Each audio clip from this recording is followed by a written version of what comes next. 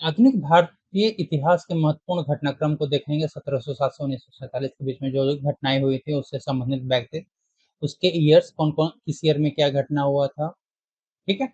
और उससे जो रिलेटेड महत्वपूर्ण मुख्य और तथ्य जो हैं और उससे रिलेटेड जो डिटेल्ड होंगे वो देखेंगे जो आपके एग्ज़ाम के पॉइंट ऑफ व्यू से काफ़ी इम्पोर्टेंट है। 1707 में औरंगज़ेब की मृत्यु हुई थी और इस घटना के साथ ही जो केंद्रीय मुगल सत्ता थी वो कमज़ोर हुआ और उत्तरकालीन मुगल काल की शुरुआत हुई। फिर प्रांतीय जो शक्तियाँ थी जैसे बंगाल, अवध और हैदराबाद खुद को स्वतंत्र घोषित करना शुरू कर दिया। प्लासी का युद्ध 1757 काफ़ी इम्पोर्टेंट है और ये युद्ध सिराजुद्दौला और रॉबर्ट क्लाइव के बीच में हुआ था। ईस्ट इंडिया कंपनी का नेतृत्व रॉबर्ट क्लाइव के द्वारा किया गया जबकि बंगाल के नवाब सिराजुद्दौला के बीच में युद्ध हुआ और इसी युद्ध में जो सिराजुद्दौला के जो सेनापति था मीर जाफर ने विश्वासघात किया और अंग्रेजों का साथ देकर के अंग्रेजों की जीत को पक्का किया और इसी के साथ भारत में ब्रिटिश साम्राज्य की नींव पड़ी थी। बक्सर का युद्ध 1764 ये भी काफी इंपॉर्टेंट है। ये basically Hector Munro, Mir Qasim, Shah Alam द्वितीय था इसमें। अंग्रेजों ने जो बंगाल के मीर कासिम, अवध के शुजाउद्दौला और मुगल सम्राट जो उस समय थे शाह आलम द्वितीय की संयुक्त सेना को हराया था। ठीक है, ये भी एक टर्निंग पॉइंट था। इसके बाद 1765 में इलाहाबाद की संधि हुई जिसमें अंग्रेजों को बंगाल, बिहार और उड़ीसा की दीवानी दी गई थी यानी उनको राजस्व अधिकार दे दिया गया था।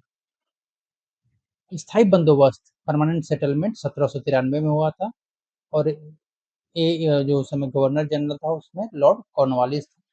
बंगाल, बिहार और उड़ीसा में भू राजस्व वसूलने के लिए जमींदारी व्यवस्था लागू की गई थी और जो जमींदार थे उनको भूमि का अस्थायी मालिक घोषित कर दिया गया और राजस्व की जो दर थी हमेशा के लिए निश्चित कर दी गई। फिर सहायक संधि सब्सिडरी अलायंस जो 1798 ये लॉर्ड विलेजली लेकर के आया था। इसका जो बेसिक पर्पस था कि जो भारतीय रियासत है उनको जो ब्रिटिश कंट्रोल है उनको उनके नियंत्रण में लाने की थे। इस संधि को स्वीकार करने वाला पहला जो राज्य बना था वो 1798 में हैदराबाद का निजाम, इसके बाद 1799 में मैसूर और तंजौर बने थे। 1853 में प्रथम रेलवे और टेलीग्राफ की शुरुआत हुई थी और ये शुरुआत करने वाला था लॉर्ड डलहौजी। भारत की पहली यात्री जो ट्रेन थी वो चलाई गई थी बॉम्बे से ठाणे जो 34 किलोमीटर की दूरी को कवर किया था। इसी साल कलकत्ता से आगरा के बीच पहली टेलीग्राफ लाइन भी शुरू किया गया था और आधुनिक डाक प्रणाली की भी नींव रखी गई थी। फिर 1856 में व्यपगत का सिद्धांत या हड़प नीति डॉक्ट्रिन ऑफ लैप्स लेकर के आया लॉर्ड डलहौजी। इसमें क्या था कि बिना जैविक उत्तराधिकारी या उत्तराधिकार विहीन जो राज्य थे उसको ब्रिटिश साम्राज्य में मिलाने का इसका नीति था। इसके तहत इसने 1848 में सतारा को मिलाया, 1853 में झांसी, 1854 में नागपुर को हड़प लिया और अवध जो था उसको कुशासन का आरोप लगा करके 1856 में भी उसको अपने राज्य में मिला लिया। फिर 1857 की महान क्रांति शुरू होती है जिसमें मंगल पांडे, बहादुर शाह जफर ये सब का काफी रोल था और उस समय लॉर्ड कैनिंग था। बैरकपुर में मंगल पांडे द्वारा चर्बी वाले कारतूसों के विरोध से शुरू होकर यह भारत के का पहला स्वतंत्रता संग्राम बना। इसके जो प्रमुख केंद्र हैं वो थे दिल्ली में, झांसी, कानपुर और बिहार में था। नेतृत्व यदि पूछा जाए तो दिल्ली में बहादुर शाह, झांसी में लक्ष्मीबाई, कानपुर में नाना साहेब और बिहार में कुंवर सिंह। फिर आता है 1858 को भारतीय सरकार अधिनियम 1858। इस समय महारानी विक्टोरिया थी और जो गवर्नर जनरल था वो लॉर्ड कैनिंग था।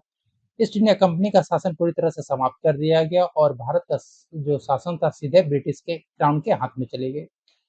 गवर्नर जनरल का नाम बदल करके वायसराय कर दिया गया और लॉर्ड कैनिंग भारत का पहला वायसराय बना। फिर भारतीय राष्ट्रीय कांग्रेस की स्थापना 1885 में की गई, ठीक है, और एक किया गया था एओ ह्यूम के द्वारा और जो इसके पहले अध्यक्ष बने थे वो व्योमेश चंद्र बनर्जी बने थे। तो बॉम्बे के जो गोकुल दास तेजपाल संस्कृत कॉलेज था वहाँ पे 28 दिसंबर 1885 को कांग्रेस की स्थापना की गई थी और के प्रथम अध्यक्ष बने थे व्योमेश चंद्र बनर्जी। इसमें टोटल 72 प्रतिनिधियों ने भाग लिया था और उस समय जो वायसराय था वो लॉर्ड डफरिन था उस समय। ठीक है। बंगाल का विभाजन और जो स्वदेशी आंदोलन शुरू हुआ था 1905 में। उस समय एक जो गवर्नर था लॉर्ड कर्जन था। इसमें बेसिकली क्या था कि राष्ट्रवाद को कमजोर करने के लिए अंग्रेजों ने बंगाल का जो पूर्वी और पश्चिमी बंगाल को बांट दिया था। इसके विरोध में स्वदेशी आंदोलन शुरू हुआ जिसमें विदेशी जो वस्तुओं का बहिष्कार किया गया और खादी को बढ़ावा दिया गया। 1906 में मुस्लिम लीग की स्थापना हुई। इसके जो संस्थापक थे आगा खां थे, नवाब सलीमुल्लाह। ढाका जो वर्तमान बांग्लादेश में, वहां पर अखिल भारतीय मुस्लिम लीग की स्थापना की गई थी जिसका मुख्य उद्देश्य था मुसलमानों की राजनीतिक जो अधिकार थे उनकी रक्षा करना। फिर 1907 में कांग्रेस का सूरत विभाजन हुआ। उस समय अध्यक्ष थे रासबिहारी घोष। कांग्रेस के सूरत अधिवेशन में विचारधारा के मतभेद के कारण पार्टी दो भाग में बट गई। एक थे नरम दल, दूसरा था गरम दल। फिर 1909 में मोर्लेमेंटो सुधार आया, 1909 का अधिनियम। ठीक है। इस अधिनियम द्वारा भारत में पहली बार मुसलमानों के लिए पृथक निर्वाचन मंडल, सेपरेट इलेक्टोरेट की व्यवस्था की गई और यहीं पर सांप्रदायिकता का बीज बोया गया। ब्रिटिश राजा जो जॉर्ज पंचम के भारत आगमन पर दिल्ली दरबार का आयोजन किया गया और यहीं पर जो बंगाल विभाजन था उसको रद्द किया गया। 1911 में दिल्ली दरबार और राजधानी का परिवर्तन हुआ था और उस समय गवर्नर था लॉर्ड हार्डिंग सेकेंड। भारत की जो राजधानी थी इसको कलकत्ता से दिल्ली स्थानांतरित करने की घोषणा की गई 1911 में और ये जो स्थानांतरित की गई 1912 में स्थानांतरित किया। लखनऊ समझौता और होम रूल के आंदोलन शुरुआत 1916 में हुआ। लखनऊ पैक्ट में बेसिकली हुआ था कि यहाँ पर जो कांग्रेस के नरम और गरम दल अलग हो गए थे सूरत विभाजन में, उनको यहाँ पे एक किया गया, एकजुट किया गया और कांग्रेस और मुस्लिम लीग के बीच बीच में यहाँ पे समझौता हुआ। तिलक और एनी बेसेंट ने भारत में स्वशासन के लिए बेसिकली होम रूल आंदोलन शुरू किया। फिर 1917 में चंपारण सत्याग्रह शुरू हुआ। इसका नेतृत्व महात्मा गांधी द्वारा किया गया। भारत में गांधी जी का पहला सफल सत्याग्रह था बिहार के चंपारण में किसानों को नील की खेती करने के लिए मजबूर किया गया था और वहां पर तीन कठिया जो पद्धति लागू की गई थी उसके खिलाफ ही आंदोलन किया गया। फिर 1919 का रॉलेट एक्ट या जालियांवाला बाग हत्याकांड भी हुआ यहाँ पे। इसमें जनरल डायर का बहुत महत्वपूर्ण भूमिका रहा और उस समय जो गवर्नर जनरल था वो लॉर्ड चेम्सफोर्ड था। रॉलेट एक्ट ऐसा था कि बिना वकील, बिना अपील और बिना दलील का कानून कहा जाता है, जिसको काला कानून भी कहा जाता है। 13 अप्रैल 1919 को रॉलेट एक्ट का विरोध कर रही जो शांतिपूर्ण भीड़ थी वहां पर अमृतसर के जालियांवाला बाग में जनरल डायर ने गोली चलवाई थी जिसमें सैकड़ों लोग मारे गए थे। 1920 में असहयोग आंदोलन और खिलाफत आंदोलन शुरू हुआ जिसका नेतृत्व महात्मा गांधी ने किया। जालियांवाला बाग और रॉलेट एक्ट के विरोध में गांधी जी ने पहला देशव्यापी जन आंदोलन शुरू किया था। इसमें सरकारी उपाधियों, स्कूलों और विदेशी कपड़ों का पूर्ण रूप से बहिष्कार किया गया। 1922 में चौरी चौरा का कांड हुआ। चौरी चौरा बेसिकली उत्तर प्रदेश के गोरखपुर में जो था वहां पर जो प्रदर्शनकारी घुसाए हुए थे उन्होंने एक पुलिस थाने को आग लगा दिया था जिससे 22 पुलिसकर्मी मारे गए थे। इससे दुखी होकर के गांधी जी ने यहाँ पर असहयोग आंदोलन को समाप्त करने की घोषणा किया।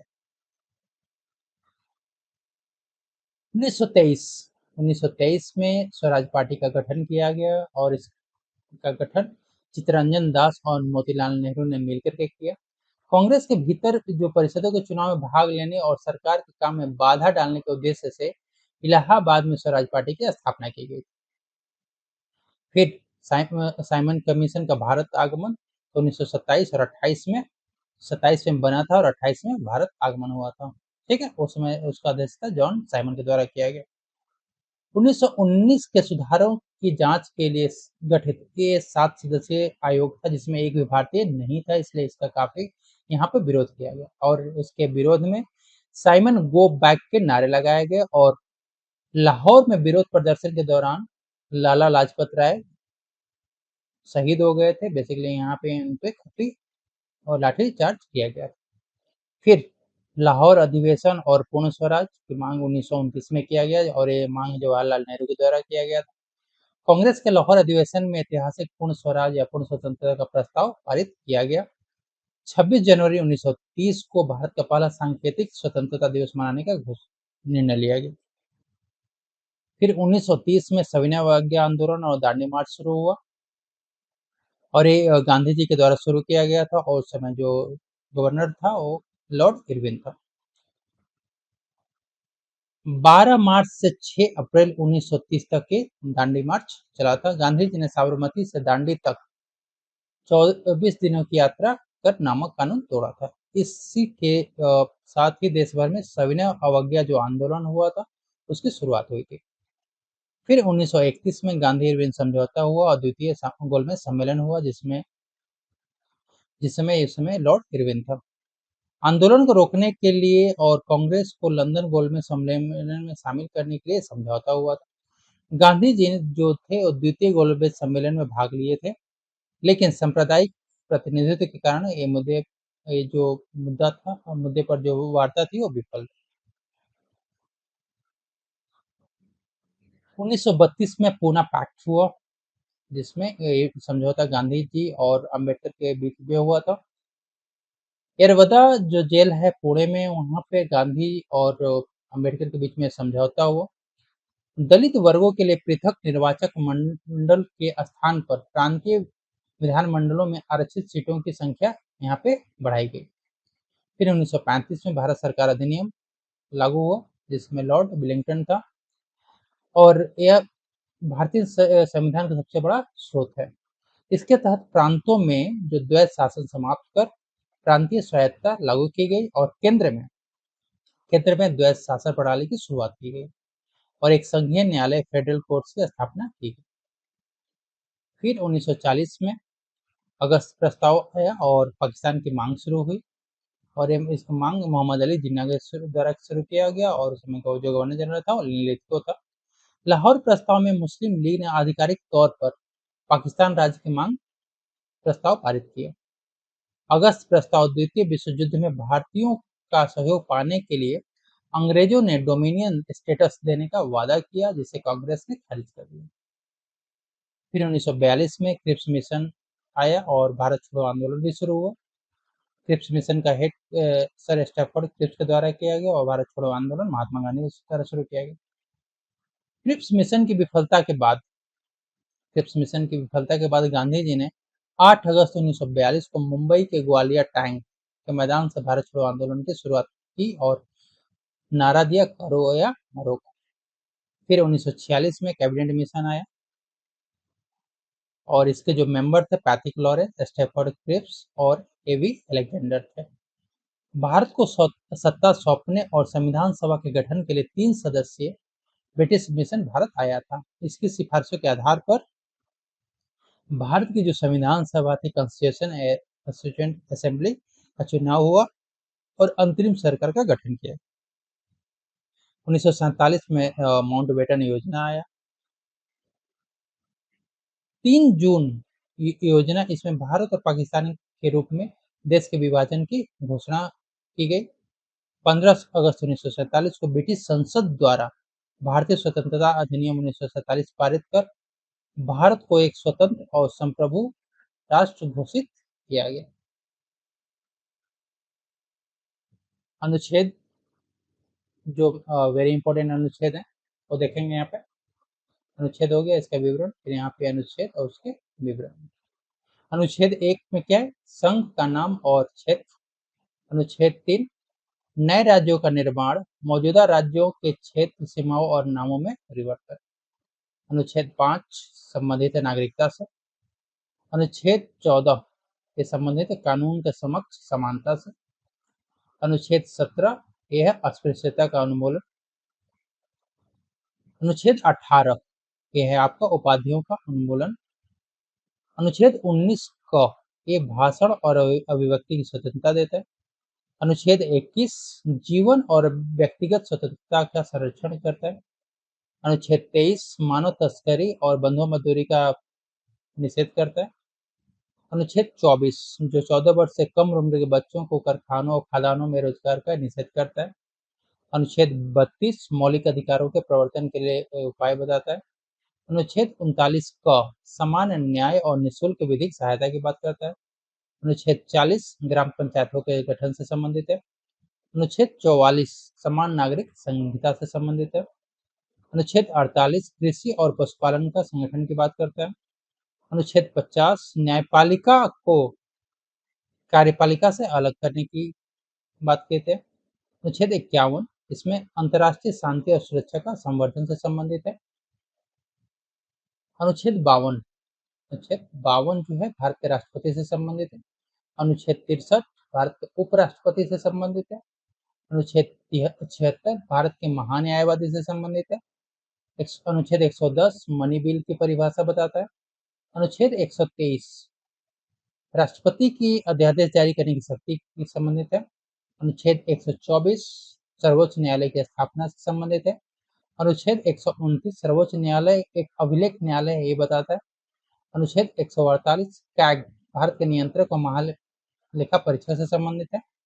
अनुच्छेद 153 राज्यपाल से संबंधित है। अनुच्छेद 213 राज्यपाल के अध्यादेश जारी करने की शक्ति से संबंधित है। अनुच्छेद 214 राज्यों के लिए उच्च न्यायालय होना चाहिए, ये बताता है। अनुच्छेद 215 उच्च न्यायालय एक अभिलेख न्यायालय होगा, इसके बारे में बात करता है। अनुच्छेद 243 क पंचायतों का संविधान। अनुच्छेद 266 समेकित निधि और लोक लेखा निधि के बारे में बात करता है। अनुच्छेद 267 भारत की आकस्मिक निधि से संबंधित है। अनुच्छेद 280 वित्त आयोग से संबंधित है। अनुच्छेद 300 का संपत्ति का अधिकार से संबंधित है। अनुच्छेद 312 अखिल भारतीय सेवाओं से संबंधित है। अनुच्छेद 315 लोक सेवा आयोग से संबंधित है। अनुच्छेद 352 राष्ट्रीय आपातकाल से संबंधित है और अनुच्छेद 368 संविधान संशोधन की संसद की जो शक्ति है उससे संबंधित। विश्व के प्रमुख सक्रिय ज्वालामुखी कौन कौन से हैं? तो सक्रिय बेसिकली क्या होता है, एक्टिव वोल्केनो होते क्या है कि वे ज्वालामुखी जिनमें अक्सर विस्फोट होता रहता है और वर्तमान में लावा या गैस निकल रही है। तो ये काफी इंपॉर्टेंट ज्वालामुखी है। यहाँ पे ज्वालामुखी का नाम दिया हुआ किस देश में है और उसे क्या संबंधित आपसे एग्जाम में पूछा जाएगा। मोना लोआ ये अमेरिका में है और ये अमेरिका का हवाई द्वीप में है। ये हवाई का ढाल ज्वालामुखी जो विश्व का सबसे बड़ा सक्रिय ज्वालामुखी है। स्ट्रोम्बोली जो है ये इटली में स्थित है और लिपारी द्वीप में है। इसे भूमध्य सागर का प्रकाश स्तंभ या लाइट हाउस ऑफ मेडिटेरियन कहा जाता है। माउंट एटना ये इटली में है, सिसिली में, और यह यूरोप का सबसे ऊंचा और सबसे सक्रिय ज्वालामुखी है। कोटोपैक्सी ये इक्वाडोर में है और यह विश्व के सबसे ऊंचे सक्रिय ज्वालामुखी में से एक माना जाता है। बैरन द्वीप ये अंडमान निकोबार भारत में है। यह भारत और पूरे दक्षिण एशिया का एकमात्र सक्रिय ज्वालामुखी है। माउंट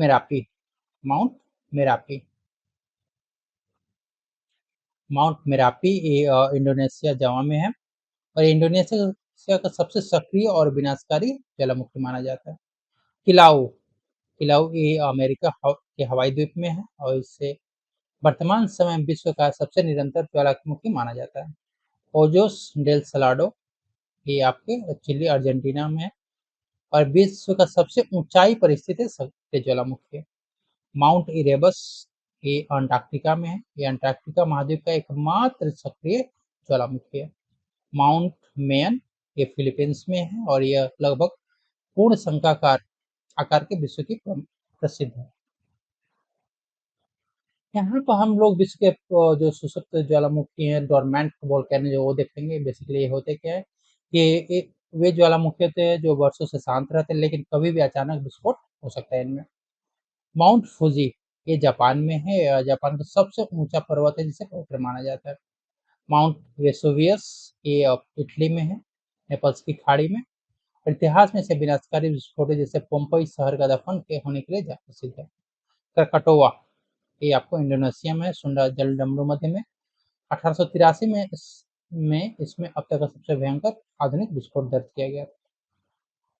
फिर नारकोंडम, ये भारत के अंडमान निकोबार में भारत का प्रमुख प्रसुप्त ज्वालामुखी। शांत जो ज्वालामुखी है उसके बारे में देखते हैं यहाँ पे एक्सटिंक्ट वोल्केनोज के बारे में। ये वे ज्वालामुखी होते हैं जिनमें ऐतिहासिक काल से कोई विस्फोट नहीं हुआ है और भविष्य में विस्फोट होने की कोई संभावना नहीं है। ये है माउंट किलिमंजारो, तंजानिया में है और यह अफ्रीका महाद्वीप की सबसे ऊंची चोटी है। एकांकागुआ, ये आपका अर्जेंटीना चिली में है, एंडीज पर्वतमाला में। ये विश्व का सबसे ऊंचा शांत ज्वालामुखी है। माउंट पोपा, ये म्यांमार बर्मा में है। यह भारत के पड़ोसी म्यांमार देश का प्रसिद्ध प्रमुख मृत ज्वालामुखी पर्वत है। देवबंद और कोह ए सुल्तान, ये ईरान में है और मध्य पूर्व एशिया के प्रमुख शांत ज्वालामुखी में से। प्रशांत महासागर का अग्निवलय पैसिफिक रिंग ऑफ फायर या विश्व के 75% से अधिक सक्रिय ज्वालामुखी क्षेत्र में पाए जाते हैं, क्योंकि यहाँ पर जो टेक्टोनिक्स है, विवर्तनिक प्लेटें का प्रमुख सीमा क्षेत्र है। ऑस्ट्रेलिया महाद्वीप दुनिया का एकमात्र ऐसा महाद्वीप है जहाँ भी एक भी सक्रिय ज्वालामुखी नहीं पाए। यहाँ पर हम लोग गवर्नर जनरल और उनसे रिलेटेड जो काम है वो कार्य देखेंगे। फर्स्ट, वॉरेन हेस्टिंग्स, ये भारत का पहला गवर्नर जनरल था। इसी के समय में रेगुलेटिंग एक्ट 1773 से इसको बनाया गया था। फिर सुप्रीम कोर्ट की स्थापना कोलकाता में 1774 में किया गया। इसी के टाइम पर रोहिला युद्ध हुआ और पिट्स इंडिया एक्ट 1784 इसी के टाइम पर। लॉर्ड कॉर्नवालिस का जो कार्यकाल था 1786 से 1793, इसने 1793 में अस्थायी बंदोबस्त को लागू किया, प्रशासनिक सुधार, उच्च वेतन वाली सिविल सेवा और पुलिस एवं न्याय व्यवस्था सुधार किया। लॉर्ड वेलेस्ली, इसने सहायक संधि लेकर आया था। चौथा मैसूर युद्ध हुआ था। 1799 टीपू सुल्तान की मृत्यु हुई थी और दूसरा मराठा युद्ध हुआ था। लॉर्ड हेस्टिंग्स, इसका जो टाइम कार्यकाल था 1813 से 1823, इसमें आंग्ल नेपाली जो युद्ध हुआ, सुगौली की संधि हुई, तीसरा मराठा युद्ध हुआ। चार्टर एक्ट 1813 के आया 13 का इसी के टाइम पे आया, ठीक है, और ईस्ट इंडिया कंपनी के व्यापारिक अधिकार इसी के समाप्त किया। लॉर्ड विलियम बेंटिक 1828 से 1835, इसी के समय पे 1829 में सती प्रथा का उन्मूलन किया गया, समाप्त किया गया, ठगों का दमन किया गया। अंग्रेजी शिक्षा की नींव रखी गई इसमें, ठीक है। मैकाले का चार्टर एक्ट 1833 बना था, गवर्नर जनरल ऑफ इंडिया की उपाधि। लॉर्ड डलहौजी, इसका कार्यकाल 1848 से 1856 था। ये डॉक्ट्रिन ऑफ लैप्स का सिद्धांत लेकर आया।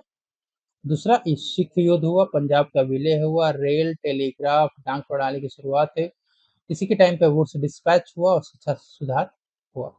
लॉर्ड कैनिंग जो 1857 की क्रांति के समय गवर्नर जनरल था, 1858 के बाद पहला वायसराय बना। इंडियन काउंसिल एक्ट 1861 इसी के टाइम पे हुआ।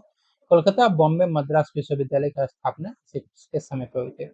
लॉर्ड मेयो, इसी के समय में 1871 में पहला जनगणना किया गया। सांख्यिकी सर्वेक्षण विभाग की स्थापना की गई। मेयो कॉलेज जो राजपूतों के लिए बनाया गया और इसके अंडमान में हत्या कर दी गई थी। Lord litre, vernacular press act 1878 में लेकर के आया था। आर्म्स एक्ट 1878 में लेकर आया था। 1877 में दिल्ली दरबार हुआ और महारानी विक्टोरिया के साम्राज्य भारत के साम्राज्य घोषित किया और दूसरा अफगान युद्ध दूसरे समय हुआ।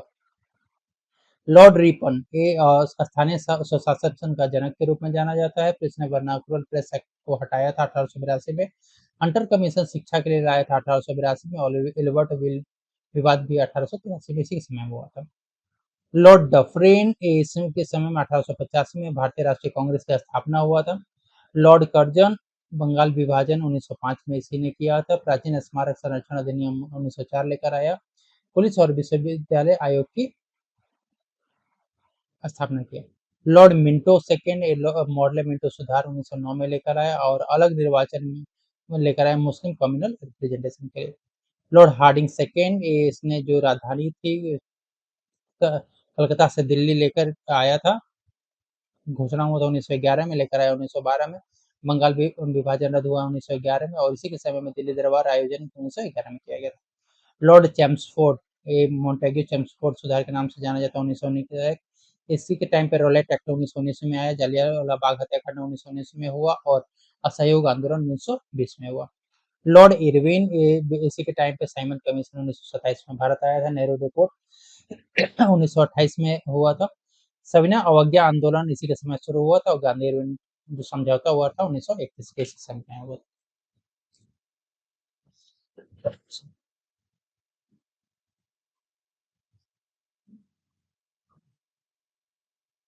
लॉर्ड लिनलिथगो, लॉर्ड लिनलिथगो ये सबसे लंबे समय तक वायसराय रहा। प्रांतीय चुनाव 1937 के इसी के समय में हुआ, और भारत छोड़ो आंदोलन 1942 भी इसी समय पे हुआ था। लॉर्ड वेवेल, इसके समय पे वेवेल योजना है, और शिमला सम्मेलन 1945 का हुआ। लॉर्ड माउंटबेटन ये भारत का अंतिम वायसराय था। 1947 में भारत पाकिस्तान का विभाजन हुआ, स्वतंत्र भारत का पहला गवर्नर जनरल बना। ये इम्पोर्टेंट अभिलेख हैं। अभिलेख का नाम दिया हुआ है, कौन किसके शासक के संबंधित था, और किस वंश का था, कहाँ पर है वर्तमान राज्य में, किस भाषा में लिखे गया था, और इससे रिलेटेड जो एग्जाम के पॉइंट ऑफ से इम्पोर्टेंट पॉइंट्स है वो। हाथी गुफा अभिलेख है। इसका जो शासक थे उस कलिंग राजा खारवेल थे, और ये चेदी वंश के थे, और वर्तमान से जो राजा उदयगिरी पहाड़ी उड़ीसा में है। प्राकृत जो मतलब जो भाषा थी, प्राकृत भाषा थी, और लिपि ब्राह्मी लिपि में।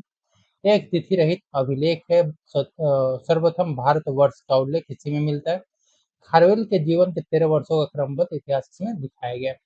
जूनागढ़ या गिरनार अभिलेख जो है, इसके जो शासक थे उस समय रुद्रदामन थे, जो शक वंश के थे, और गिरनार जूनागढ़ गुजरात में स्थित है। संस्कृत भाषा में लिखा गया था, और चंपू शैली था इसका। संस्कृत भारत भाषा का सबसे बड़ा और शुद्ध अभिलेख है। सुदर्शन झील के इतिहास और इसके जीर्णोद्धार की कहानी यहाँ पे मिलती है। चंद्रगुप्त मौर्य और सम्राट अशोक दोनों के नाम एक साथ मिलते हैं यहाँ। फिर नासिक अभिलेख जो है यहाँ पे, उस समय गौतमी पुत्र सातकर्णी के थे, सातवाहन वंश के। नासिक गुफाएं महाराष्ट्र में। प्राकृत जो भाषा थी, प्राकृत भाषा और लिपि ब्राह्मी लिपि। इसे सातकर्णी की माता गौतमी वल्लरी ने उत्कीर्ण करवाया था, और इसमें सातकर्णी के सैनिक विजयों और उन्हें अद्वितीय ब्राह्मण कहा गया। फिर प्रयाग स्तंभ लेक या इलाहाबाद प्रशस्ति, ये समुद्रगुप्त के समय में हुआ था। गुप्त वंश के थे। प्रयागराज किला उत्तर प्रदेश में। भाषा जो लिखा गया था संस्कृत भाषा, लिपि थी ब्राह्मी लिपि। इसके रचनाकार दरबारी कवि हरिसेन थे, और इसमें समुद्रगुप्त के जो विजयी थे और नीतियों के बारे में वर्णन किया गया था। इस स्तंभ पर अशोक, जहांगीर और बीरबल के अभिलेख हैं। फिर एहोल अभिलेख जो है आपका, उस समय जो पुलकेशिन सेकंड चालुक्य वंश के थे उनके समय पे किया गया। ये बगल अब बागलकोट जिला कर्नाटका में स्थित है। भाषा संस्कृत भाषा में लिखी गई थी, और दक्षिण इस पे जो ब्राह्मी लिपि था। इसके रचनाकार थे कवि थे रविकीर्ति के द्वारा। पुलकेशिन सेकंड द्वारा हर्षवर्धन को नर्मदा तट पर हराने का इसमें ये साक्ष्य है, और इसमें महाकवि जो कालिदास और भारवी का भी उल्लेख किया गया है। मंदसौर अभिलेख जो मालवा नरेश है संवर्धन के समय पे हुआ था, औलिकर वंश के थे। मंदसौर मध्य प्रदेश में स्थित है। संस्कृत भाषा में लिखा गया था। इसके रचनाकार वत्सवटी थे। इसमें हुर शासक मिहिर कुल को हराने का दावा किया गया था। इसमें रेशम बुनकरों की श्रेणी द्वारा सूर्य मंदिर निर्माण का उल्लेख किया गया था। ग्वालियर अभिलेख, ये जो प्रतिहार नरेश भोज थे, मिहिर भोज, उसके बारे में गुर्जर प्रतिहार वंश से संबंधित है। ग्वालियर मध्य प्रदेश में। संस्कृत भाषा में लिखा गया था। गुर्जर प्रतिहार राजवंश की वंशावली और राजनीतिक उपलब्धियों का वर्णन किया गया। नागभट्ट प्रथम द्वारा अरबर आक्रमणियों जो मलेच्छ को रोकने का वर्णन किया गया। भीतरी या जूनागढ़ अभिलेख के स्कंदगुप्त के समय जो गुप्त वंश का था, गाजीपुर उत्तर प्रदेश, और जूनागढ़ वो गुजरात में संस्कृत भाषा में लिखा गया। भीतरी जो लेख है, इसमें स्कंदगुप्त द्वारा बर्बर हुणों के आक्रमण को विफल करने का प्रथम साक्ष्य मिलता है यहाँ पे। और जूनागढ़ जो लेख है वहाँ पे सुदर्शन झील के पुनरुद्धार या मरम्मत की जानकारी मिलती है। देवपाड़ा जो अभिलेख है, यहाँ पर जो बंगाल शासक विजय सेन, जो सेन वंश से संबंधित थे, राजशाही बांग्लादेश और संस्कृत भाषा में लिखा गया था। इसके रचनाकार प्रसिद्ध कवि उमापतिधर थे और इसमें विजय सेन के विजय और प्रद्युम्नेश्वर मंदिर यानी शिव मंदिर के निर्माण का उल्लेख किया गया।